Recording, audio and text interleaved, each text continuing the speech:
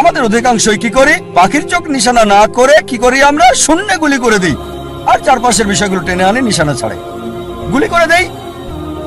কোনো একটা বিষয়ে গ্রাজুয়েশন করি, তারপর যখন বলা হয় কেন এই কোর্স নিয়েছো তুমি, ও আমি তো ভাবিনি। তারপর বিশেষত্ব খোঁজে, আরো বেশি বিশেষত্ব খোঁজে, তারপর চেষ্টা করে যাচাই করে কেন এই কোর্স নিয়েছে।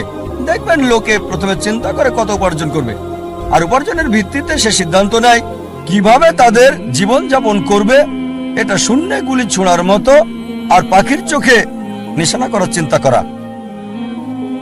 প্রথমে দেখতে হবে আমাদের কেন্দ্র কোনটা, কোনটাকে ভিত্তি করে আমাদের জীবন আবর্তিত হচ্ছে। বিভিন্ন মানুষের ভিন্ন ভিন্ন কেন্দ্র রয়েছে। কিছু লোক তারা আত্মকেন্দ্রিক, সবকিছুতে নিজেদের কথা ভাবে, পৃথিবীর অন্য মানুষকে নিয়ে কোনো মাথা ব্যথা নেই, নিজেদের নিয়ে তারা ব্যস্ত থাকে।